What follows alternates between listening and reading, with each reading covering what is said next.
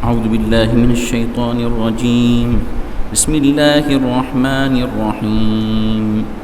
الحمد لله رب العالمين الرحمن الرحيم مالك يوم الدين إياك نعبد وإياك نستعين اهدنا الصراط المستقيم صراط الذين أنعمت عليهم غير المغضوب عليهم ولا الضالين آمين. بسم الله الرحمن الرحيم. الحمد لله رب العالمين وصلى الله على النبي الكريم وعلى آله وصحبه أجمعين ومن تبعهم بإحسان ودعا بدعوتهم إلى يوم الدين. محترم بزرگوں اور دوستو،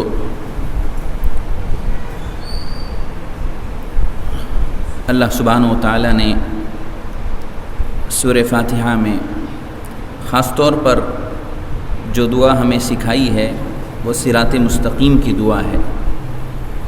اس سے پہلے اس پر گفتگو ہوئی کہ صراط مستقیم کسے کہتے ہیں اور کیوں ہمیں صراط مستقیم کی دعا کرنی چاہیے، اور صراط مستقیم کا مطلب کیا ہے،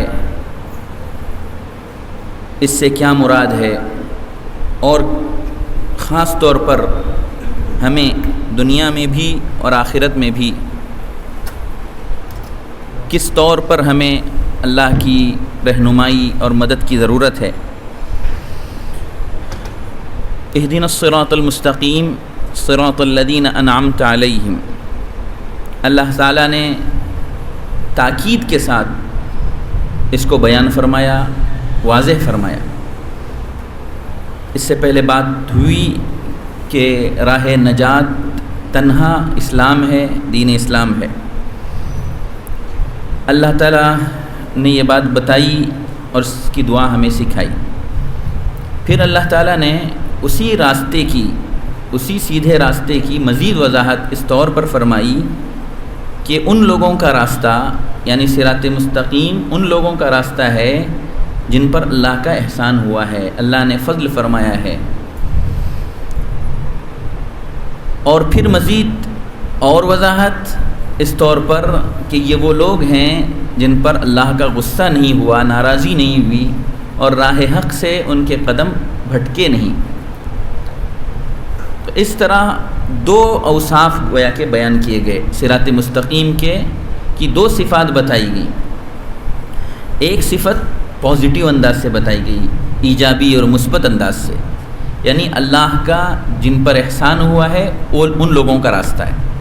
اور دوسرے منفی انداز سے، سلبی انداز سے، نگیٹیو انداز سے، اس طور پر کہ غیر المغضوب علیہم ولا الضالین، کہ جن لوگوں پر اللہ کا غصہ نہیں ہوا اور جو لوگ راہ حق سے ہٹے نہیں، اے اللہ ان لوگوں کا جو راستہ ہے صراط مستقیم وہ ہمیں عطا فرما.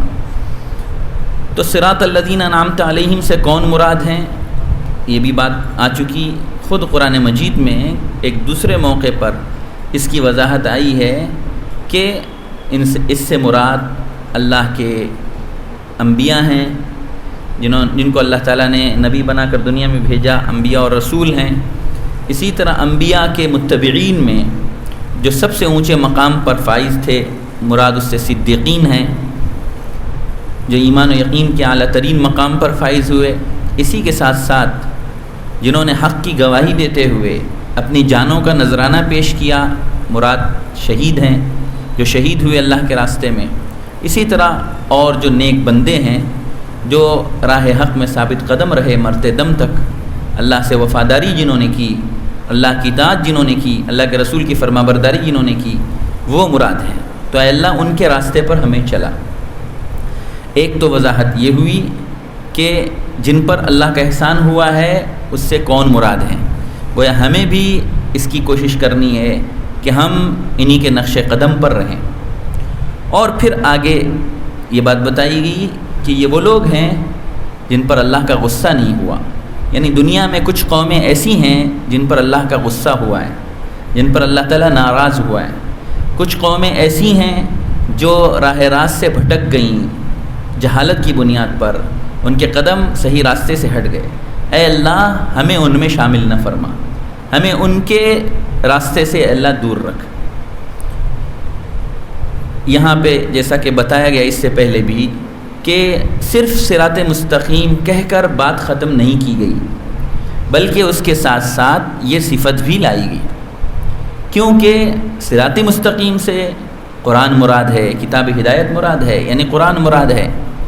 لیکن یہ اللہ کا احسان ہوا ہے ہم پر کہ ایک طرف اللہ تعالیٰ نے ہمیں کتاب عطا کی، قرآن عطا کیا، جس میں زندگی کے ہر شعبے سے متعلق رہنمائی اور گائیڈ لائنز موجود ہیں، رہنما خطوط موجود ہیں زندگی کے ہر شعبے سے متعلق۔ کوئی شعبہ ایسا نہیں جس میں ہمیں رہنمائی نہ کی گئی ہو۔ یہ اسلام کا امتیاز ہے کہ زندگی کا جو بھی شعبہ ہے اس سے متعلق گائیڈ لائن موجود ہے، اس سے متعلق اسلام نے ہمیں رہنمائی کی ہے، ہمیں بتایا ہے کہ زندگی کے اس مرحلے میں تمہیں کیا کرنا ہے۔ زندگی کا کوئی مرحلہ ہو، کوئی شعبہ ہو، کوئی میدان ہو، ہر موقع سے اسلام کی رہنمائی موجود ہے، اور اس پر ہمیں فخر کرنا چاہیے۔ دنیا میں اور کوئی مذہب ایسا اس وقت موجود نہیں ہے کہ جس میں ان کو رہنمائی ان کی گئی ہو زندگی کے ہر شعبے سے متعلق، تنہا صرف اسلام ہے۔ تو ایک طرف ہمیں ایسی کتاب اللہ تعالیٰ نے عطا فرمائی ہے، دوسری طرف صرف کتاب پر اکتفا نہیں کیا گیا، صرف کتاب کو بنیاد بنانے کے لیے نہیں کہا گیا، بلکہ کتاب اللہ کے معیار پر جو شخصیتیں اتر رہی ہیں، اور ظاہر ہے کہ کتاب اللہ کا سب سے پہلا نمونہ تو رسول اللہ صلی اللہ علیہ وسلم ہے، سب سے پہلا نمونہ تو انبیاء کرام ہیں، تو رسول اللہ صلی اللہ علیہ وسلم کی زندگی ہمارے لیے نمونہ ہے۔ ہمیں یہ کہا گیا کہ کتاب اللہ کو سمجھو رسول اللہ صلی اللہ علیہ وسلم کی سیرت کے ذریعے سے۔ ہمیں صرف کتاب اللہ کو سمجھنا نہیں ہے، بلکہ اس انداز سے سمجھنا ہے جس انداز سے رسول اللہ صلی اللہ علیہ وسلم نے سمجھا ہے۔ اس لیے ہم کتاب اللہ کو پڑھتے وقت حدیث سے بے نیاز نہیں ہو سکتے، سیرت سے ہم بے نیاز نہیں ہو سکتے۔ تو دونوں چیزیں ہمارے لیے عطا کی گئی، یہ اللہ تعالیٰ کا خاص احسان ہوا ہے امت پر، یہ دونوں چیزیں ساتھ ساتھ میں، کتاب اللہ اور سنت رسول اللہ دونوں ساتھ میں۔ ورنہ کیا ہوتا، کتاب اللہ جو ہے یقیناً اس میں تعلیمات موجود ہیں، لیکن صرف کتاب انسانوں کی ہدایت کے لیے، انسانوں کی تربیت کے لیے ناکافی ہوتی ہے۔ صرف کتاب سے انسان کی تربیت نہیں ہوتی ہے، انسان کے علم میں تو اضافہ ہوتا ہے، معلومات تو ملتی ہیں، لیکن کتاب کسی کی تربیت نہیں کرتی ہے۔ تربیت جو کرتی ہے وہ انسانی شخصیات ہوتی ہیں، انسان رہنمائی حاصل کرتا ہے انسان کو دیکھ کر، اسی کو کہا جاتا ہے چراغ سے چراغ جلتا ہے، دیے سے دیا جلتا ہے۔ تو ہمیں رہنمائی یقیناً کتاب پر عمل کرنا ہے، لیکن کتاب پر عمل کرنے کے لیے کتاب اللہ پر عمل کرنے والی اور عمل کر کے دکھانے والی کچھ شخصیتیں ہمارے لیے ہونی چاہیے نمونہ۔ وہی شخصیتیں انبیاء کرام کی، وہی شخصیتیں رسول اللہ صلی اللہ علیہ وسلم کی، وہی شخصیتیں صحابہ کرام کی، وہی شخصیتیں ہیں جو کتاب اللہ پر عمل کرتے ہوئے، سیرت رسول پر عمل کرتے ہوئے پوری زندگیاں جنہوں نے گزار دیں، اہل اللہ جن کو کہا جاتا ہے، رجال اللہ جن کو کہا جاتا ہے۔ تو دونوں ساتھ ساتھ میں ضروری ہیں، ایک طرف کتاب اللہ ضروری ہے، دوسری طرف رجال اللہ ضروری ہے۔ صرف رجال اللہ بھی کافی نہیں ہے، صرف رجال اللہ اگر ہو اور کتاب اللہ ساتھ میں نہ ہو تو گمراہی کا امکان ہے، اس بات کا امکان ہے کہ ہمارے قدم صحیح راستے سے ہٹ جائیں، کیونکہ صرف شخصیت کافی نہیں ہوتی۔ بات امید ہے سمجھ میں آئی ہوگی، صرف شخصیت بھی کافی نہیں، صرف کتاب بھی کافی نہیں۔ کتاب ہمارے لیے گائیڈ لائن ہے، اور کتاب پر عمل کرنے والی کوئی شخصیت ہمارے لیے نمونہ ہے۔ ہم شخصیت کو دیکھیں گے تو کتاب کی کسوٹی پر رکھ کر کے دیکھیں گے، قرآن اور حدیث کی روشنی میں کسی شخصیت کو دیکھیں گے جو متبع سنت ہے، جو کتاب اللہ پر عمل پیرا ہے، اس کی زندگی ہمارے لیے نمونہ ہے، کیونکہ زندگیاں زندگیوں سے بنتی ہیں۔ اور یہ دنیا کا اصول ہے، دنیا کا کوئی فن بھی بغیر ماہرین فن کی صحبت کے حاصل نہیں ہوتا۔ یہ ہم لوگ بہت بڑا ظلم کرتے ہیں اس معنی میں، صرف یہاں پر آ کر دین کے معاملے میں ہم یہ بہت بڑا ظلم کرتے ہیں کہ ہم دین کو سمجھنا چاہتے ہیں صرف کتاب سے، ہم دین کو سمجھنا چاہتے ہیں صرف عربی کے دو چار الفاظ سیکھ کر، بلکہ ہم دین کو سمجھنا چاہتے ہیں آج کل خاص طور پر ہم دین کو سمجھنا چاہتے ہیں ترجموں کی مدد سے، ترجموں ٹرانسلیشن کی مدد سے، ٹرانسلیشن میں، ترجمے میں وہ بات نہیں ہوتی ہے جو حقیقت میں ہوتی ہے. سیکنڈ ہینڈ میں کہاں وہ بات ہوگی جو فرسٹ ہینڈ میں ہوتی ہے.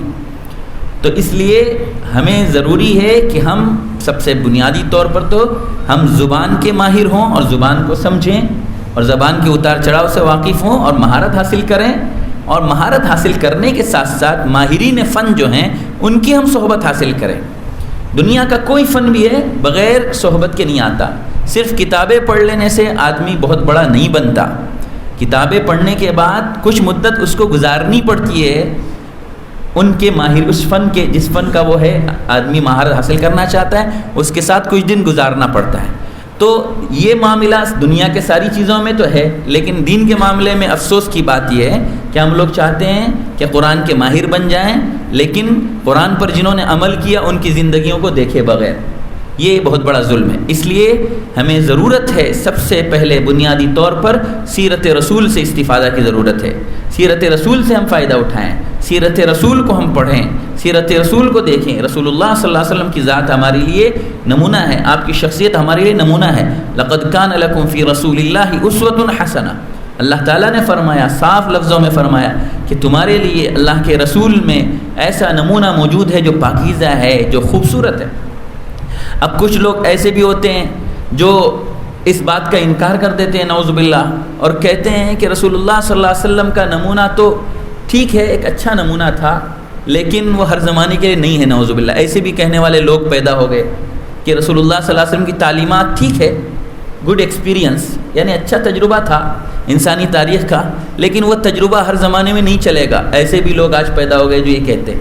تو ان کے کم فہمی کی علامت ہے، کج فہمی کی علامت ہے، ان کے عقل کے ٹیڑھے پن کی علامت ہے یہ جو یہ بات کہتے ہیں. کیونکہ اللہ تعالیٰ فرماتا ہے اسوۃ حسنہ. خوبصورت کون ہوگا؟ جس کے اندر کوئی کمی نہیں ہوگی. یعنی دنیا کے اعتبار سے دیکھا جائے تو ظاہر ہے جس آدمی کی آنکھ میں ذرا سا نقص ہو، کوئی کمی ہو، کانا ہو مثلا، ایک کوئی معذوری ہو اس کی آنکھ میں، اس کے ناک میں، یا کچھ اور اس طرح کوئی کمی ہو، تو کوئی آدمی اس کو خوبصورت کہے گا کیا؟ خوبصورتی میں کمی رہ گئی نا. جب خوبصورت ہے یہ کہا جا رہا ہے تو اس کا مطلب کمالات اس کو حاصل ہیں، جبھی تو خوبصورت کہا جا رہا ہے. تو اسوۃ حسنہ کا مطلب کیا ہوا؟ اسوۃ کاملہ. سب سے پہلے رسول اللہ صلی اللہ علیہ وسلم کی ذات انسانوں کے لیے اسوہ کاملہ ہے. کمالات نبوت کے اعتبار سے بھی سارے کمالات انبیاء کے آپ کو حاصل ہیں، اور آپ کو سرور انبیاء بنایا گیا، سید الانبیاء بنایا گیا، سید الرسول، امام الانبیاء بنایا گیا. امامت کرائی گئی بیت المقدس میں جب معراج کا سفر شروع ہوا تھا. تو ایک طرف سارے کمالات نبوت کے آپ کو دیے گئے، دوسری طرف انسانیت کے کمالات بھی آپ کو دیے گئے. انسانی کمالات کے بھی اعلیٰ ترین مقام پر آپ کو رکھا گیا. ہر اعتبار سے خوبصورت آپ کو بنایا گیا، جسمانی اعتبار سے بھی خوبصورت، روحانی اعتبار سے بھی خوبصورت. اور گواہی کون دے رہا ہے؟ انک لعلی خلق عظیم. اللہ تعالیٰ فرما رہا ہے کہ آپ اخلاق کے سب سے اونچے مقام پر فائز ہیں. تو ایسا پیارا نمونہ کسی کے لیے نمونہ نہ ہو تو پھر کون نمونہ بنے؟ تو رسول اللہ صلی اللہ علیہ وسلم کی ذات خوبصورت نمونہ ہے، سب سے خوبصورت نمونہ ہے. اس کو کہا ہے کسی نے کہ کائنات حسن جب پھیلی تو لامحدود تھی، اور جب سمٹی تو تیرا نام ہو کر رہ گئی. رسول اللہ صلی اللہ علیہ وسلم کا نام نامی ایسا ہے کہ نام زبان پر آتے ہی ہونٹ خود بخود بوسہ دینے لگتے ہیں. زبان پہ بار الہ یہ کس کا نام آیا کہ میرے نطق نے بوسے میری زبان کے لیے. محمد خود بخود بوسہ ہونے لگتا ہے. زبان پہ بار الہ یہ کس کا نام آیا کہ میرے نطق نے بوسے میری زبان کے لیے. جب بھی کیا ہے، ہونٹ آپس میں ہم آغوش ہوا کرتے ہیں، ہونٹ آپس میں ہم آغوش ہوا کرتے ہیں جب بھی سرکار کا ہم نام لیا کرتے ہیں. تو رسول اللہ صلی اللہ علیہ وسلم کی ذات ہمارے لیے نمونہ ہے. پھر رسول اللہ صلی اللہ علیہ وسلم کے چراغ سے جس نے اپنے چراغ کو جلایا ہے صحابہ کرام ہیں، وہ ہمارے لیے نمونہ ہے. صحابہ کرام کی ذات ہمارے لیے نمونہ، ہمارے لیے معیار حق. اللہ کے رسول صلی اللہ علیہ وسلم سے جنہوں نے استفادہ کیا اور آپ کے چراغ نبوت سے جنہوں نے روشنی حاصل کی، آپ کی نظر ان پر پڑی، ان کی دنیا بدل گئی. کیا چیز حاصل ہوئی صحابہ کرام کو؟ قرآن حاصل ہوا، کتاب اللہ. اور رسول اللہ صلی اللہ علیہ وسلم کی سیرت آپ کو ملی، رسول اللہ صلی اللہ علیہ وسلم کی صحبت آپ کو ملی، جس کے نتیجے میں تبدیلی آ گئی، انقلاب آ گیا ان کی زندگی میں۔ دنیا حیران ہے، مورخین حیران ہیں کہ آخر کیا چیز ہے، کیا تبدیلی آئی، ایسا کیا ہو گیا ان کی زندگی میں۔ تو یہ دو بڑی چیزیں تھیں صحابہ کرام کی زندگی میں۔ پھر اسی طرح یہ سلسلہ رکا نہیں، صحابہ کرام سے روشنی پانے والے ان کے بعد کچھ اللہ کے نیک بندے ہوئے جن کو تابعین کہا جاتا ہے، ان کے بعد پھر تبع تابعین ہیں، ان کے بعد صلحاء امت ہیں، علماء ربانیین ہیں، جنہوں نے کتاب اللہ پر عمل کیا اور وہ سیرت رسول سے بے نیاز نہیں ہوئے، سیرت رسول کی روشنی میں کتاب اللہ پر عمل کیا۔ آج ایسے لوگ پیدا ہو جاتے ہیں جو کہنے لگتے ہیں کہ ہم کتاب اللہ پر عمل کریں گے، لیکن حدیث سے بے نیاز ہو کر یہ دین کا کانسیپٹ ناقص ہے، تصور ناقص ہے۔ وہ آدمی صحیح راستے پر نہیں رہ سکتا، اس کا قدم غلط راستے پر پڑے گا اور وہ منزل مقصود تک نہیں پہنچے گا جو صرف کتاب اللہ پر عمل کرنا چاہتا ہے۔ اللہ تعالیٰ نے ہمیں حکم دیا ہے سچوں کے ساتھ رہو، اچھوں کے ساتھ رہو، نیک لوگوں کی صحبت اختیار کرو، یہ حکم ہے۔ اور یقیناً اللہ کے نیک بندے جو ہیں ان کی صحبت سے ہمیں دین ملے گا۔ کتاب اللہ کو ہم سمجھیں گے ان کی روشنی میں، صحابہ کرام کی روشنی میں، ان کی جو اللہ کے رسول صلی اللہ علیہ وسلم کی جو روشنی ہے جس کو صحابہ کرام نے سمجھا ہے۔ ہم دین کا کوئی نیا تصور آج نہیں پیش کریں گے، اور صحابہ کرام کے تصور سے بے نیاز ہم نہیں ہو سکتے۔ تو ہمیں اس آیت سے یہ معلوم ہوتا ہے کہ ہمیں کتاب اللہ کی بھی ضرورت ہے اور اسی طرح رجال اللہ کی بھی ضرورت ہے۔ کتاب اللہ پر ہم عمل کریں گے، اس کو سینے سے لگائیں گے، اور اللہ کے رسول صلی اللہ علیہ وسلم کی سیرت کو دیکھ کر اور آپ کی سیرت سے جو قریب ہوا اور جو اتباع سنت جس کے اندر موجود ہے، جو متبع سنت ہے، ہر آدمی کی سیرت کو نمونہ نہیں بنایا جا سکتا۔ کتاب اللہ کی تعلیمات پر جس نے عمل کیا، رسول اللہ صلی اللہ علیہ وسلم کی تعلیمات پر جس نے عمل کیا، اس کی زندگی ہمارے لیے نمونہ ہو سکتی ہے، کیونکہ انسان کے اندر جو ہے انسان کو دیکھ کر تبدیلی پیدا ہوتی ہے۔ بہرحال یہ بات اس کے ذریعے سے ہمیں معلوم ہوتی ہے۔ ایک تو یہ بات معلوم ہوئی، دوسری طرف یہ معلوم ہوا غیر المغضوب علیہم ولا الضالین۔ عام طور پر دنیا میں جو قومیں گمراہ ہوئی ہیں وہ دو ان کی بنیادی بیماریاں ہیں۔ ایک تو بیماری یہ ہے کہ انہوں نے دین کو نہیں سمجھا، اپنی جہالت کی بنیاد پر ان کو دوسروں نے پٹی پڑھا دی اور وہ گمراہ ہو گئے، ان کے قدم راستے سے ہٹ گئے۔ اس کی طرف اشارہ ہے ولا الضالین میں، اور علماء تفسیر نے لکھا ہے کہ اس سے مراد عیسائی ہیں، نصارہ ہیں، کیونکہ خاص طور پر نصارہ کی جو گمراہی ہوئی تھی، انہوں نے مقام کو نہیں پہچانا، نبی کے مقام کو نہیں پہچانا اور اونچا مقام دے دیا، جہالت ان کے اندر آ گئی، اور نبی کو نبی کے درجے میں انہوں نے نہیں رکھا، خدا کے درجے میں پہنچا دیا، اللہ کے درجے میں پہنچا دیا، اللہ کا جز بنا دیا، نعوذ باللہ۔ تو یہ گمراہی ان کی ہوئی نہ سمجھنے کے نتیجے میں۔ اور دوسری طرف یہودیوں کی جو گمراہی ہے اس کی طرف اشارہ ہے غیر المغضوب علیہم میں، اور صرف یہودی ہی مراد نہیں ہے، جو بھی اس راستے پر پڑ گئے سب مراد ہیں۔ غیر المغضوب علیہم میں اس کو کہتے ہیں انہوں نے جو ہے تفریط کی، نبی کے مقام کو گھٹایا۔ ایک ہے نبی کے مقام کو اتنا بڑھایا کہ خدا کے درجے تک پہنچا دیا، یہ بھی غلط، اور ایک یہ ہے کہ نبی کے مقام کو گھٹایا، نبی کو نبی نہیں سمجھا، یہاں تک کہ نبی کو تکلیف دی، نہ صرف تکلیف دی، ان کے قتل کے درپے ہوئے، ان کو موت کے گھاٹ تک اتار دیا۔ یہ یہودیوں کے کارنامے، یہ یہودیوں کی کارستانیاں ہیں، اور صرف دنیا کے مال و متاع کی خاطر نبی کی ذات پر، نبی انبیاء کی ذات پر انہوں نے رقیق حملے کیے۔ انہیں اپنے کاموں کے لیے جواز ثابت کرنا تھا، اپنی بدعمالیوں کے لیے جواز ثابت کرنا تھا، تو نبی کا نام لے لیا کہ فلاں نبی ایسے تھے، فلاں نبی ایسے تھے، فلاں نبی ایسے تھے، نعوذ باللہ فلاں نبی جھوٹ بولتے تھے، نعوذ باللہ فلاں نبی ایسا کرتے تھے، فلاں نبی بڑے سخت دل تھے۔ اصل چوری کیا ہے؟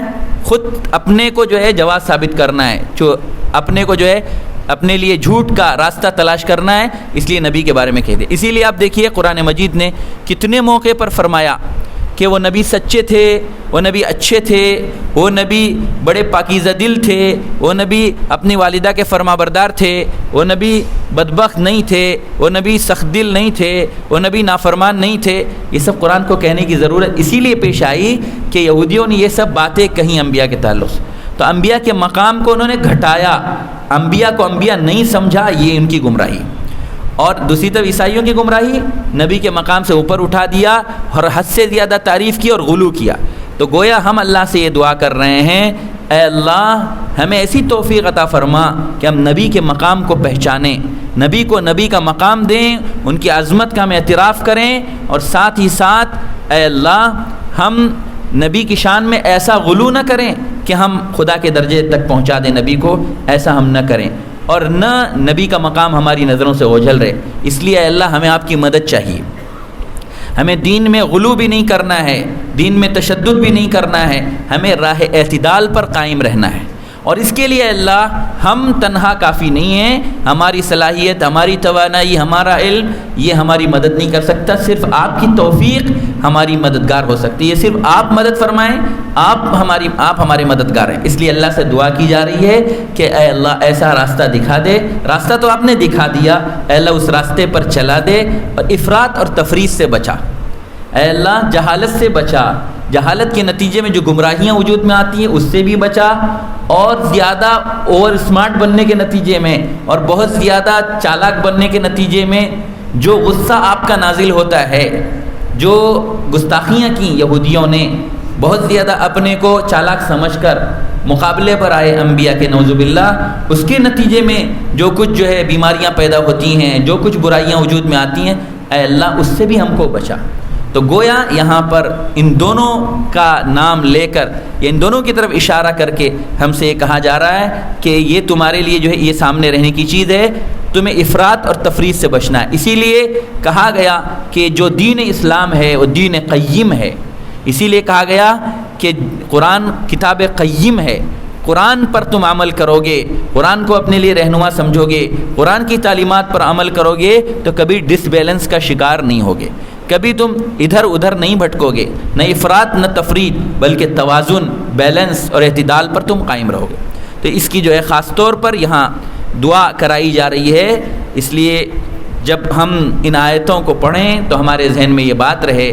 اور ابھی ہم نے سورہ فاتحہ کا مفہوم سمجھنے کی کوشش کی، جو بات اللہ تعالیٰ نے ان 7 آیات میں بیان فرمائی ہے، اس کے لیے اگرچہ کہ ہم نے کوشش کی لیکن پھر بھی حق ادا نہیں ہوا، اور اللہ کی جو باتیں ہیں وہ ختم ہونے والی نہیں ہیں. انسان کی زبان گنگ رہ جائے گی، انسان کی زبان سوکھ جائے گی اور انسان کا قلم سوکھ جائے گا، لیکن اللہ کی باتیں ختم ہونے والی نہیں ہیں. اللہ تعالیٰ ہمیں اپنے کلام کو سمجھنے کی توفیق عطا فرمائے، جو کچھ ہم نے پڑھا اس پر عمل کرنے کی توفیق عطا فرمائے، اور ہمیں کتاب اللہ سے اللہ تعالیٰ وابستہ بنائے، اور اسی طرح رجال اللہ کو دیکھ کر، اللہ کے نیک بندوں کو دیکھ کر ان سے ہمیں فائدہ اٹھانے والا اور ان کی سیرت کو اپنے لیے ہمیں نمونہ بنانے والا بنا دے. وآخر دعوانا الحمدللہ رب العالمین.